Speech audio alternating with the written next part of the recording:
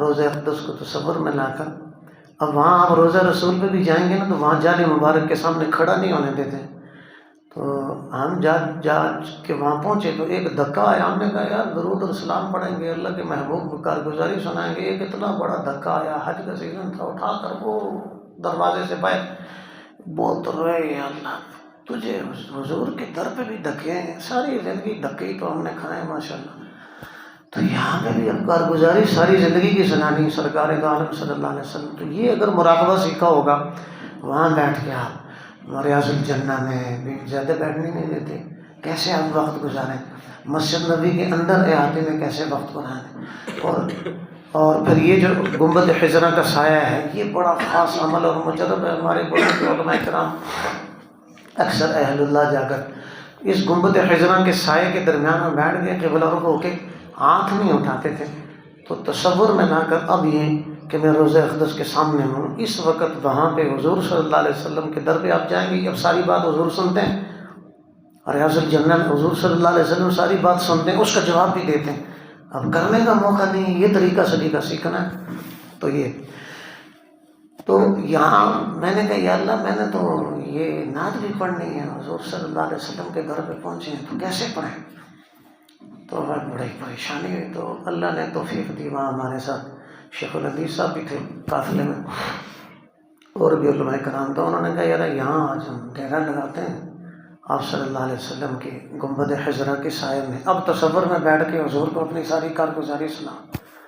تو دل جب غمزدہ ہوتا ہے، اللہ اور اللہ کے رسول سے بندہ بات کرتا ہے یا سنتا ہے کہتا ہے نا، تو پھر دل کا بوجھ آہستہ آہستہ ختم ہوتا ہے. تو ہر پریشانی، ہر غم، ہر مصیبت حضور سے بڑی پریشانی تو کسی نے اٹھائی نہیں. تو یہ تصوف میں یہ ذکر سیکھنا، یہ ذرا میں عرض کرنا چاہ رہا ہوں. اس نعت میں بھی اللہ اور اللہ کے رسول سے محبت کا، حضور سے براہ راست ہے. تو یہ انہوں نے لکھی تھی انڈیا میں بیٹھ کے، اور جب پڑھی جا کر وہاں تو اللہ نے ہمیں بھی تھوڑا سا موقع دیا. کچھ کلمات وہاں تو لوگ کہنے لگے یہ پکڑ لیں گے، اٹھا لیں گے، یہاں تو پڑھنے نہیں دیتے. لیکن اللہ کی شان، اللہ جسے توفیق دیتے تو وہاں سمجھ ہی نہیں آئی. اللہ نے ہمارے سے 15-20 منٹ ہم نے حمد و نعت تھوڑی سی پڑھی، بالکل پیچھے سامنے کھڑے ہو. تو یہ اعمال اللہ نے عمل وہاں پہ بھی دیا. تو میں نے کہا اس لیے تصور میں لائے کہ ہم روزہ اقدس کے اوپر ہیں. نبی اکرم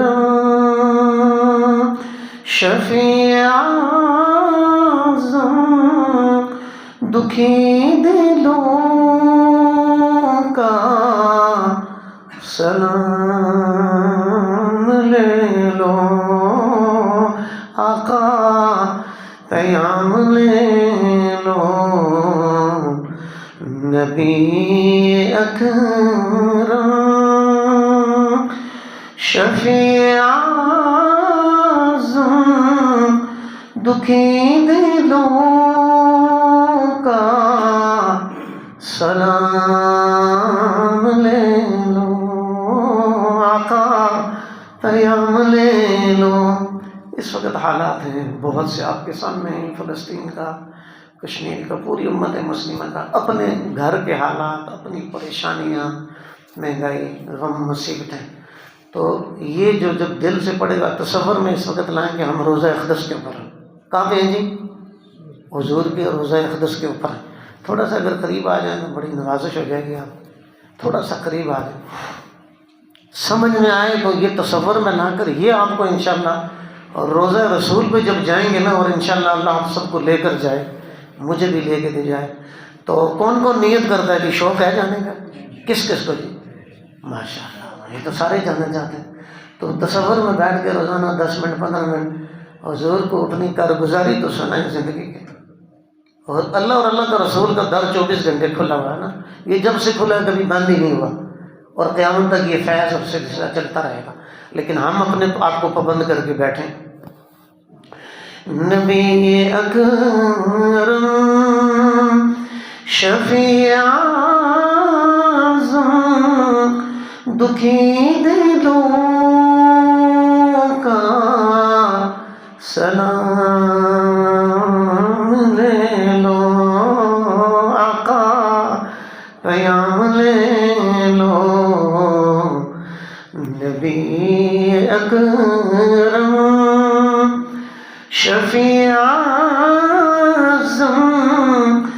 دکھی دلوں کا سلام لے لو. سبحان اللہ. یہ تو بندہ ہے نا جی. رمضان میں نفل کریں گے تو فرض کا درجہ، فرض پورا کریں گے 70 فرض، تو یہ اتنا اجر ہے. تو بولے سبحان اللہ. شکستہ ہے کشتی تیز دھارا، نظر سے ہے آقا روپوش کنارا. شکستہ ہے کشتی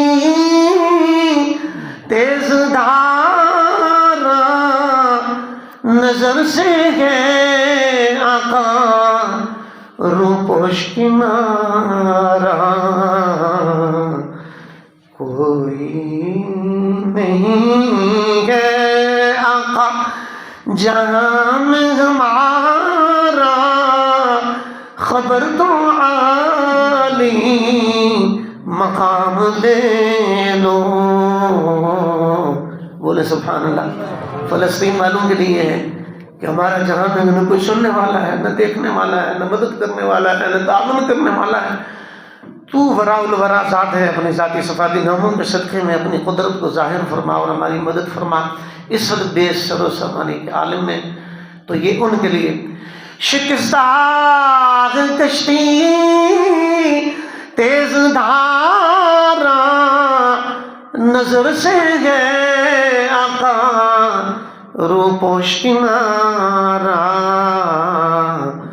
کوئی نہیں ہے آقا جہاں میں ہمارا، خبر تو عالی مقام